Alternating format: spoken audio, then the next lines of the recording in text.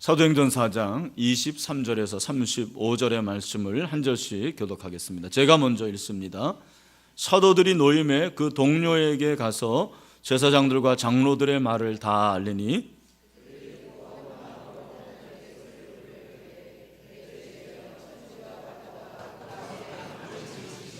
또 주의 종 우리 조상 다윗의 입을 통하여 성령으로 말씀하시기를 어찌하여 열방이 분노하며 족속들이 허사를 경영하였는고.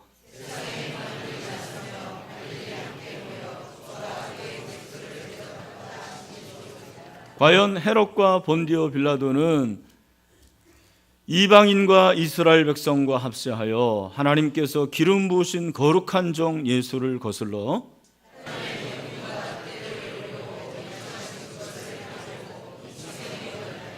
주여 이제도 그들의 위협함을 굽어보시옵고 또 종들로 하여금 담대히 하나님의 말씀을 전하게 하여 주시오며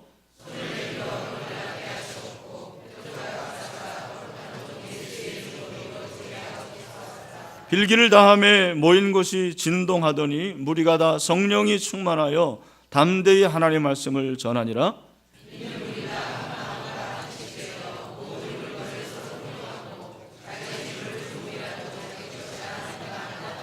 사도들이 큰 권능으로 주 예수의 부활을 증언하니 무리가 큰 은혜를 받아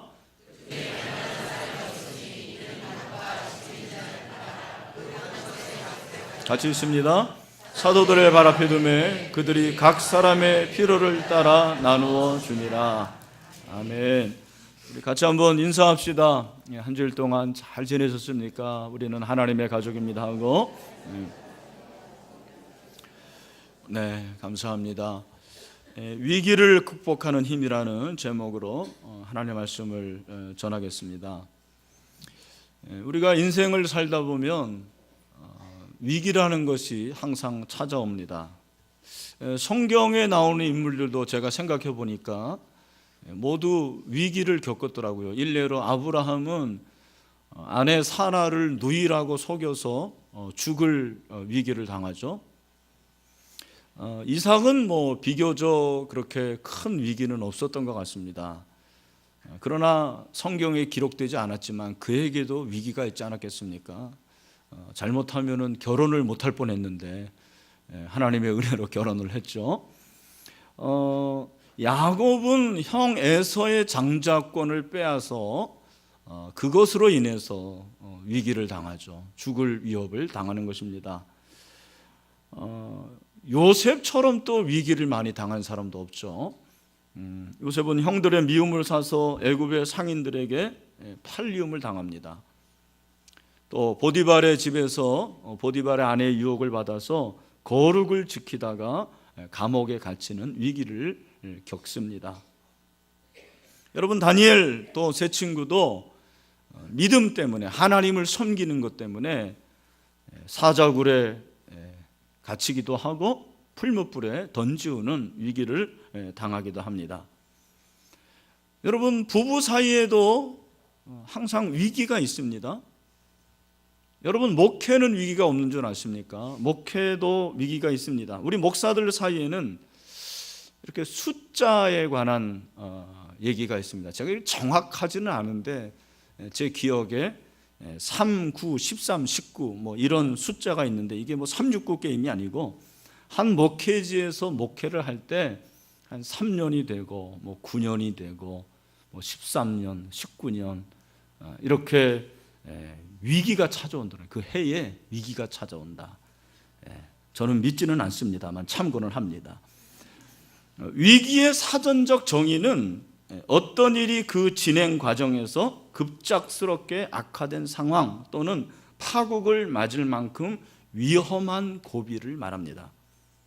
그런데 위기에는 크게 두 가지 종류의 위기가 있다는 거예요. 하나는 정상적인 위기, 또 하나는 돌발적인 위기입니다. 정상적인 위기라는 것은 누구에게나 닥치는 위기예요. 이것은 우리 인생이 불안정하기 때문에 새로운 것을 겪을 때마다 위기의식을 갖는 것입니다. 일례로 우리 어머니들은, 산모들은 아기가 출생할 때 위기를 겪습니다. 또 젖을 떼는 이유기가 아이에게는 위기가 될 수가 있습니다. 성장기와 사춘기, 또 진학과 졸업과 결혼, 정년, 퇴직, 노년, 이런 것들은 다 불완전한 인생의 단계마다 찾아오는 위기예요. 이것은 정상적인 위기입니다. 우발적인 위기라는 것은 그 말 그대로 갑작스러운 위기를 말하는 것이죠. 배우자가 죽었다. 그것은 정말 갑작스러운 위기입니다. 정말 큰 위기입니다. 자녀가 죽었다. 평생 가는 위기입니다. 사업에 실패했다. 예기치 않은 위기입니다. 천재지변에 의한 피해, 이것도 역시 우발적인 위기라고 볼 수가 있는 것입니다. 여러분, 이런 위기가 있는데 그 위기에 반응하는 것도 크게 두 가지라는 거예요. 하나는 부정적인 반응이 있고, 또 하나는 적극적이고 긍정적인 반응이 있습니다. 위기에 대해서 부정적으로 반응하면 어떻게 됩니까? 그 위기로 인해서 파멸이 되는 거예요. 위기로 인해서 결국에는 망하는 거죠. 반면에 긍정적인 반응은 위기를 통해서 더 나은 삶을 창조합니다. 그래서 위기를 겪을 때 중요한 것은 위기가 어떤 위기냐가 아니고 내가 그 위기를 어떻게 극복하느냐라는 거죠. 그래서 저는 그것을 위기 관리 능력이라 그렇게 말하고 싶습니다. 이것은 야구에서 주로 나오는 단어입니다. 야구를 좋아하는 분들은 알겠지만 좋은 투수가 어떻게 결정이 되냐면 루상의 주자가 있을 때입니다. 그러니까 루상의 주자가 없을 때는 잘 던지는 투수도 갑자기 안타를 치고 나가면 그때부터 흔들리는 거예요. 그런 투수들을 보면은 대부분 자기의 페이스를 조절을 못하는 거예요. 그 위기를 이길 수 있는 실력과 능력이 부족한 것입니다. 그 위기를 극복할 수 있는 그러한 능력을 위기 관리 능력이라고 합니다. 좋은 투수는 위기 관리 능력이 있는 거예요. 그래서 노아웃 만루에서도 3아웃을 만들 수 있는 그러한 능력을 말하는 것입니다. 여러분, 위험이 크면 클수록 사실은 더 큰 위험이 필요한 거죠. 더 큰 힘이 필요한 것입니다. 더 큰 능력이 필요한 것입니다. 그렇다면 위기를 극복하는 힘이 무엇일까?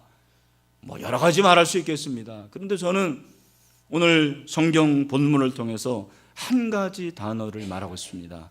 그것은 무엇이냐면 신뢰라는 거예요. 뭐라고요?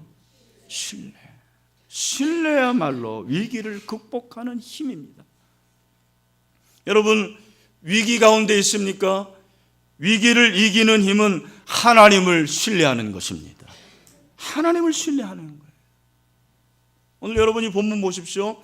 예루살렘 교회에 닥친 위기입니다. 벌써 4장에 들어갔는데, 사도행전 4장에 들어갔는데 교회에 위기가 오는 거예요. 복음을 증거하는데 그야말로 엄청난 축복과 그리고 양탄자가 그렇게 깔리는 게 아니고 위기가 다가옵니다. 사도들이 복음을 전하지 못하게 합니다. 그들을 옥에 가둡니다. 그리고 위협을 합니다. 여러분, 신일교회가 위기를 당하는 건 모르겠지만 초대교회, 예루살렘 교회에 위기가 온다는 것이 저는 잘 이해가 안 갑니다. 그렇게 성령이 충만하고 능력 있는 교회인데 어떻게 위기가 찾아올 수가 있습니까? 무엇을 말합니까? 모든 교회, 모든 성도에게 위기가 찾아올 수 있다는 것이죠. 여러분, 예루살렘 교회에 위기가 오자 예루살렘 교회 성도들과 사도들은 어떻게 이 위기를 극복합니까? 23절, 사도들이 노임의 그 동료에게 가서 제사장들과 장로들의 말을 다 알리니 우리 24절을 다 같이 한번 읽어보겠습니다. 시작. 그들이 듣고 한 마음으로 하나님께 소리를 높여 이르되 대주제여 천지와 바다와 그 가운데 만물을 지으니시여. 아멘. 여러분, 위기를 만날 때 사도들이 어떻게 합니까? 하나님 앞에 기도하는 거죠. 기도. 사도들의 신앙은 기도로 위기를 극복하는 신앙이었습니다.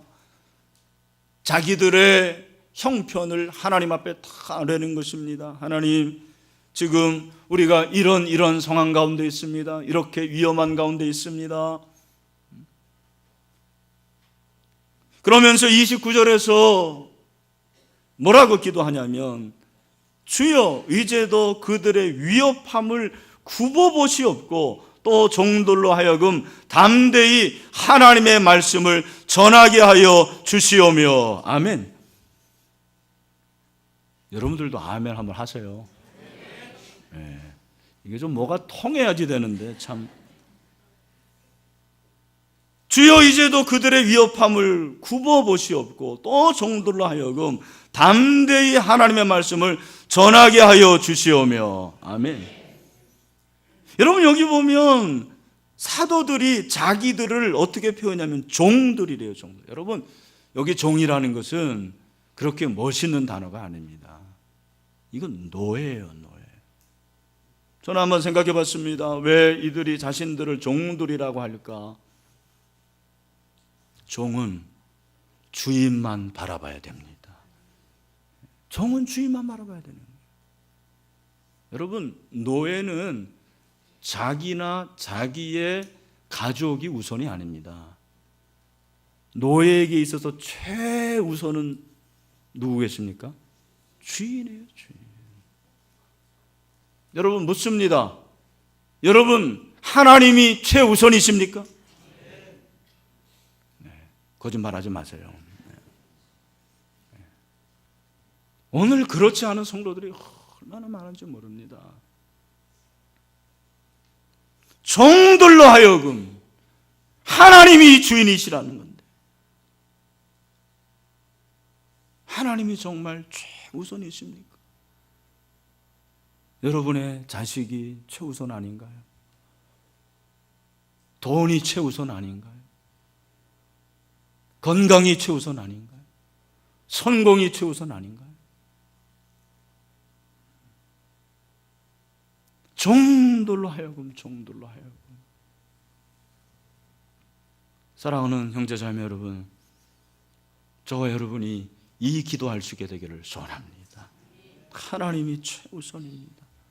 여러분, 하나님을 최우선으로 신뢰할 대상으로 섬기는 것이 신앙입니다. 하나님을 최우선으로 신뢰할 대상으로 섬기는 거죠. 여러분, 기도가 뭘까요? 기도는 하나님을 신뢰하는 것이 기도입니다. 하나님을 신뢰하는 게 기도예요. 하나님을 믿지도 않으면서 그냥 여러분들이 무슨 금 나와라 뚝딱, 은 나와라 뚝딱, 그게 기도가 아닙니다. 여러분, 하나님을 신뢰하는 것이 기도입니다.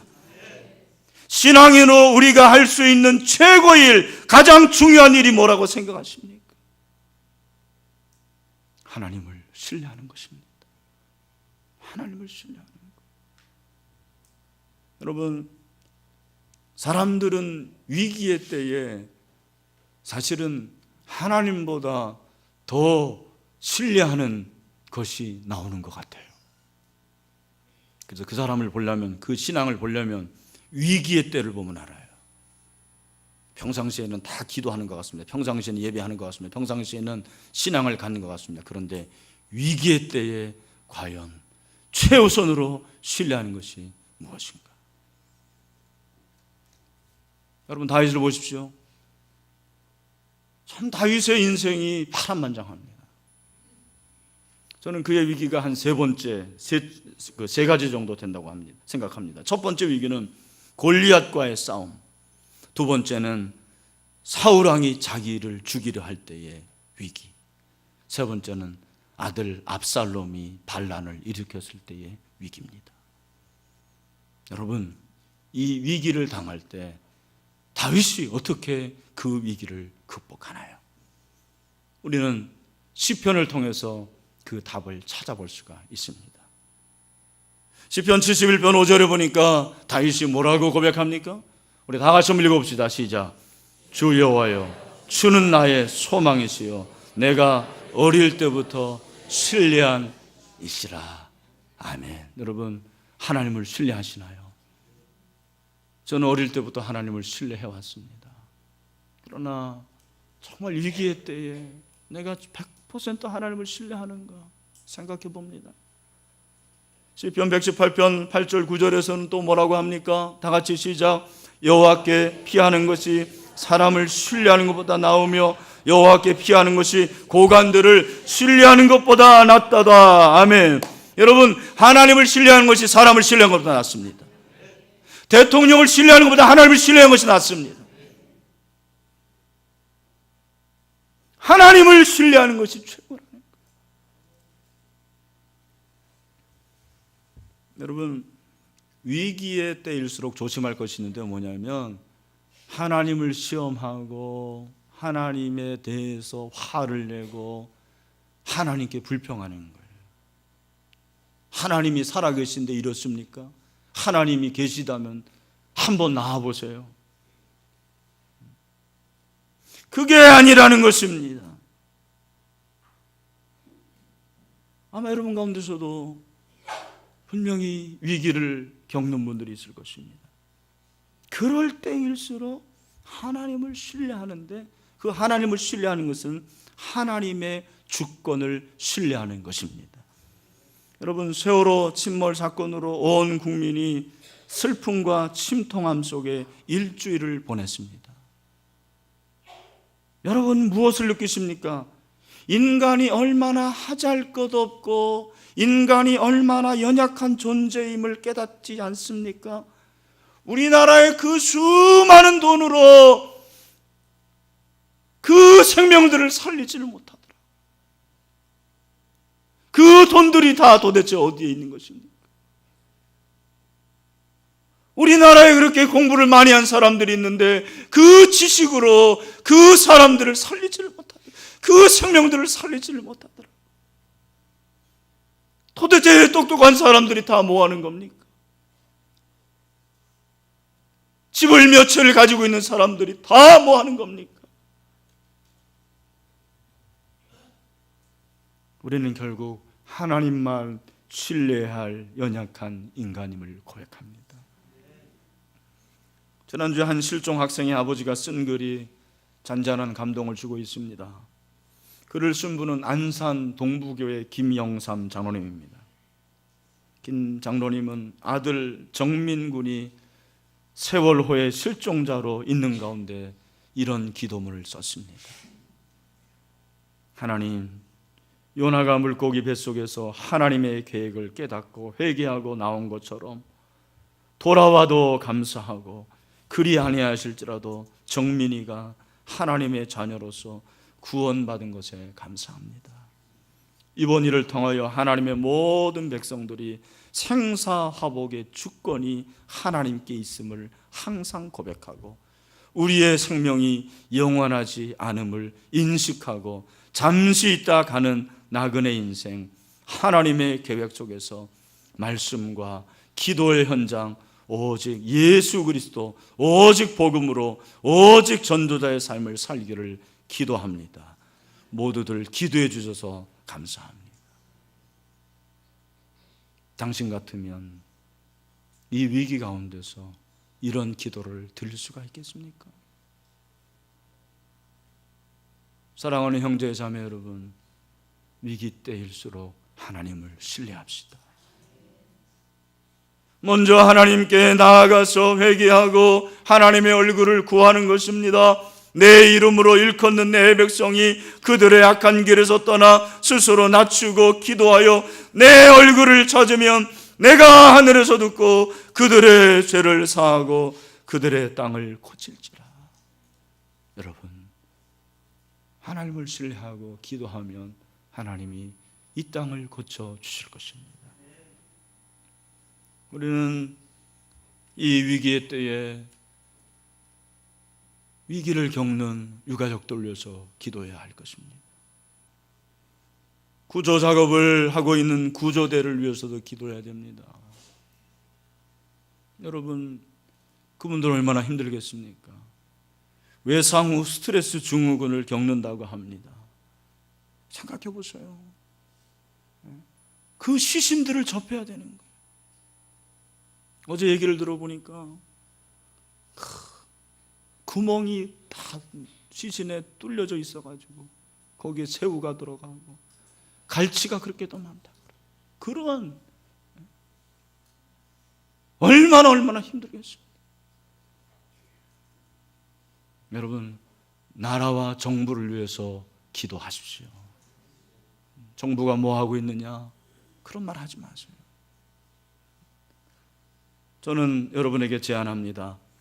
우리 다음 주 한 끼씩 금식을 합시다. 자발적으로 금식합시다. 목장별로 시간을 정해서 기도하면 좋고요, 새벽에 나와서 기도하고 금요 기도에 나와서 기도하고. 기도해야 될 때로 뭐 하고 있습니까? 기도보다 더 급한 게 어디 있습니까? 우리가 할 수 있는 일이 도대체 무엇입니까? 무엇을 할 수 있겠습니까? 어떤 분은 기도가 소극적이라고 말합니다. 그렇지 않습니다. 여러분, 우리가 할 수 있는 것은 하나님을 신뢰함으로 기도하는 것입니다. 그러한 기도를 통해서 하나님께서 위기를 극복할 수 있는 힘을 주실 줄로 믿습니다.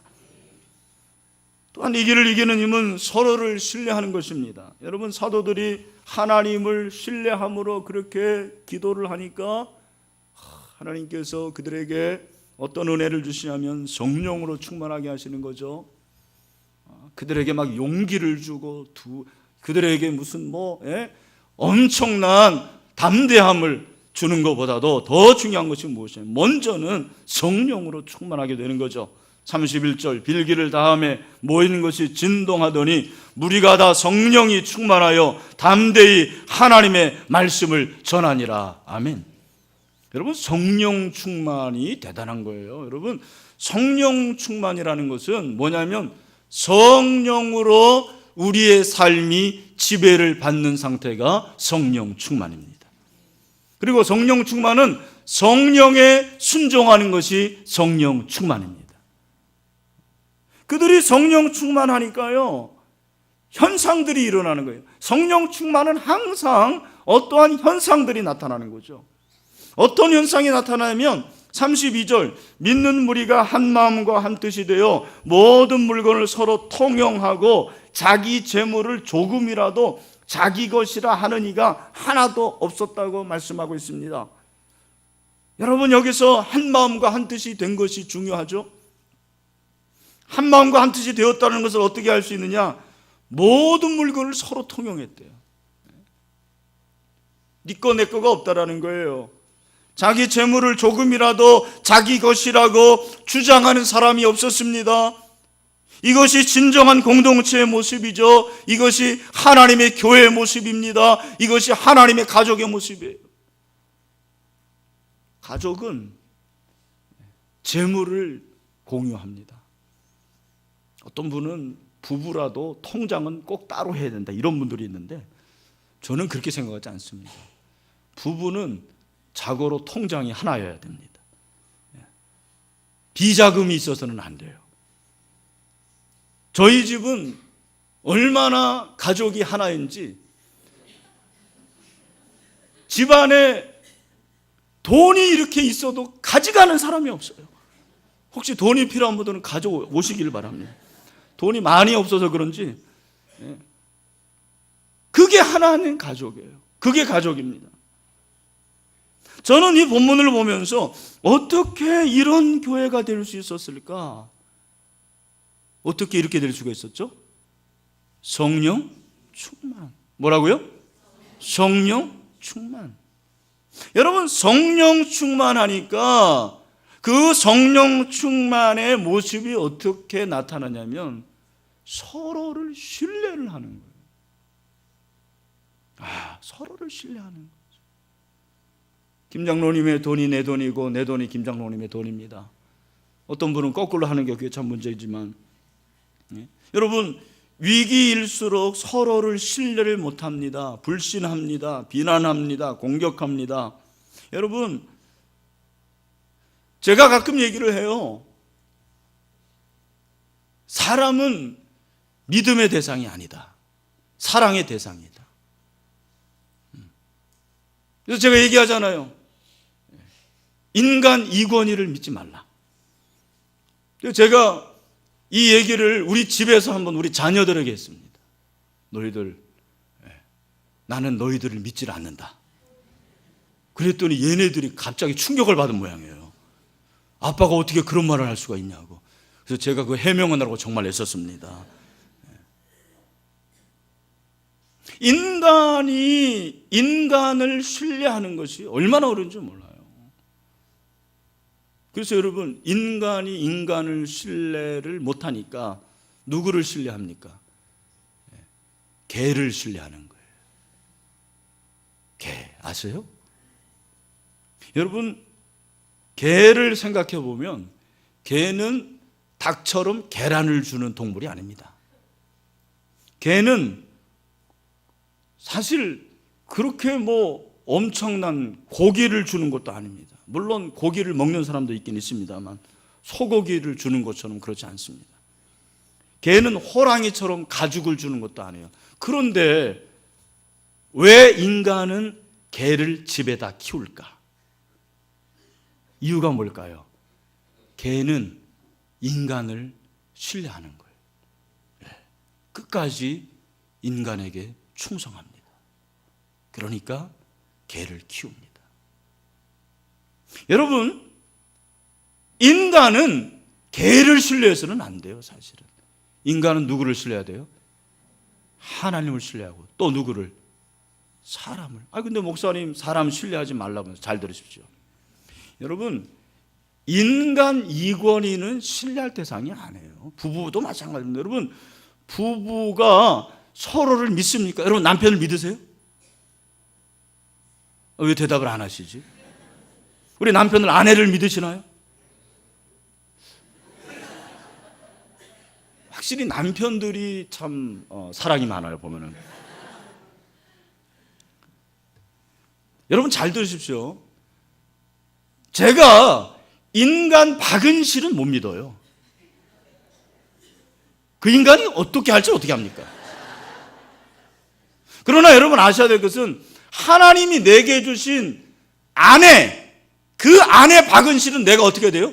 믿어줘야 돼요. 아멘. 이게 다른 거예요. 말장난이 아닙니다.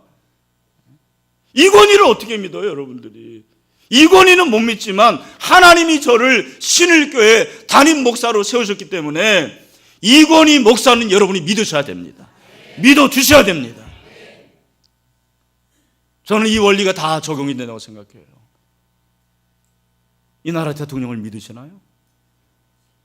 인간 박근혜는 믿지 못합니다. 그러나 하나님이 우리나라의 대통령으로 세우셨기 때문에 대통령 박근혜를 믿어주는 것입니다.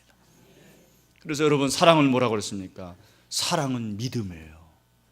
고린도전서 13장 7절, 모든 것을 참으며 모든 것을 믿으며 모든 것을 바라며 모든 것을 견디느니라.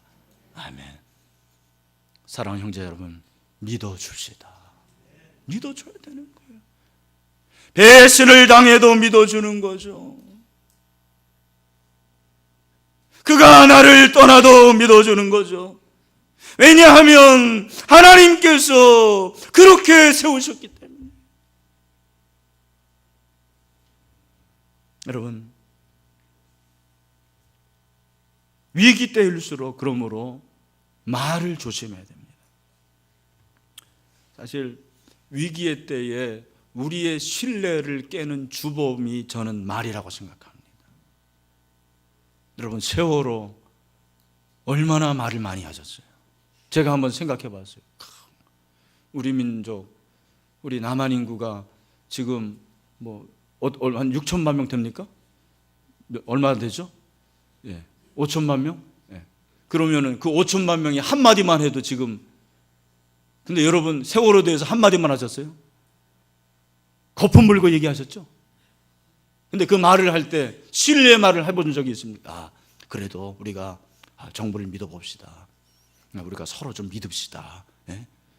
이런 말 해보셨나요? 나 그런 얘기 해본 사람 만나질 못했어요.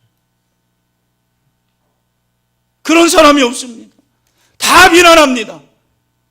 욕합니다. 판단합니다. 여러분, 제가 이번에 설교 준비하면서 성경에 위기라는 말이 몇 번이나 나오나 제가 조사해 봤더니 딱 한 번 나옵니다. 시편 119편 109절. 나의 생명이 항상 위기에 있사오나 나는 주의 법을 잊지 아니하나이다. 아멘. 이 사람도 생명이 항상 위기에 있는 사람이에요. 119편 지은 사람이. 근데 이 시편 기자가 뭐라고 그러냐면 나는 그렇게 위기에 있지만 주의 법을 잊지 않아이다. 여러분, 하나님의 말씀을 잊지 마시기를 바랍니다. 위기의 때에 여러분의 말을 하는 게 아니에요. 시편 기자가 뭐라고 말합니까? 여러분, 141편 3절에 보니까 우리에게 아주 중요한 말씀을 하고 있어요. 그 말씀이 무엇입니까? 우리 시편 141편 3절 다 같이 한번 읽읍시다. 여호와여, 내 입에 파수꾼을 세우시고 내 입술에 문을 지키소서. 아멘. 여러분, 이 위기의 때에 우리가 함부로 말을 하는 게 아니에요. 사실은 오늘 이 설교를 하면서도 제가 얼마나 많이 고쳤는지 몰라요. 내용들을 많이 뺐습니다. 왜냐하면 위기의 때이기 때문에 생각이 다 달라요.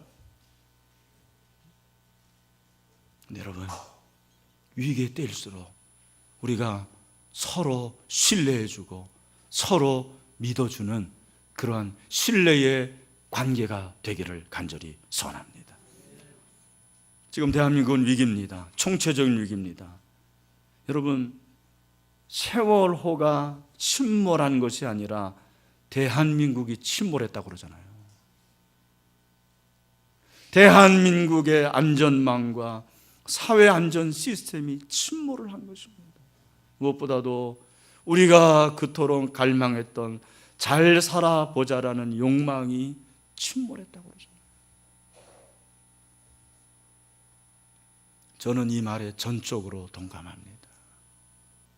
너무 잘 살아보려고, 너무 그것도 빨리 잘 살아보려고 우리가 그렇게 만든 것입니다. 여러분, 세월호 침몰 사건은 인재임에 분명합니다. 하지만 거기에는 분명한 하나님의 뜻이 있습니다. 그것이 뭐라고 생각하십니까? 저는 이것이 하나님이 우리에게 주시는 경고입니다.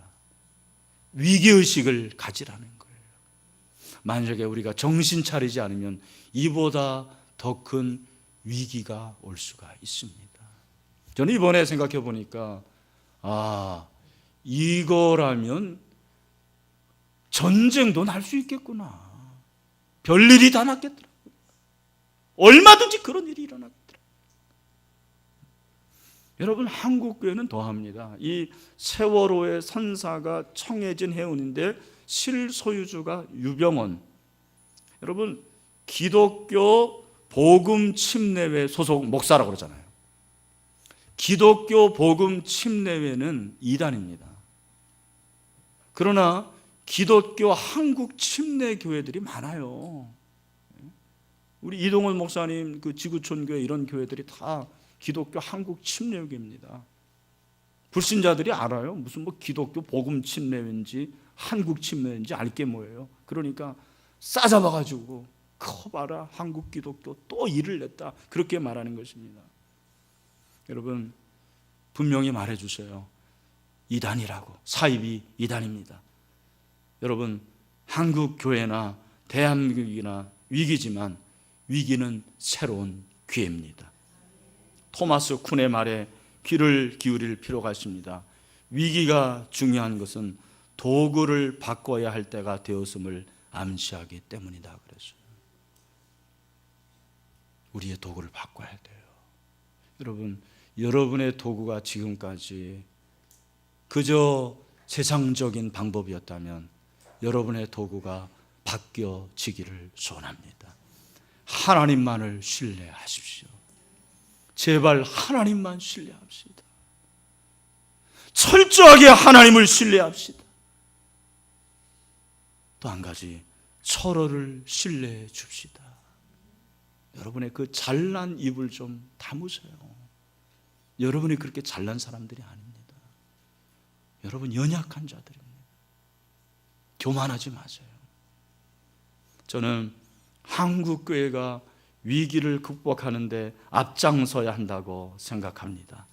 자금의 대한민국의 현실로 실망하고 절망할 필요가 없습니다. 더러운 구정물 같은 것이 있지만 그 밑바닥에서 샘물이 솟아오르고 그것이 정화를 시킬 수가 있습니다. 저와 여러분이 바로 그런 사람이 되기를 소원합니다. 여러분, 이 위기의 때 위기를 극복할 수 있는 힘이 있습니다. 하나님을 신뢰합시다. 기도합시다. 사랑으로 서로를 신뢰합시다.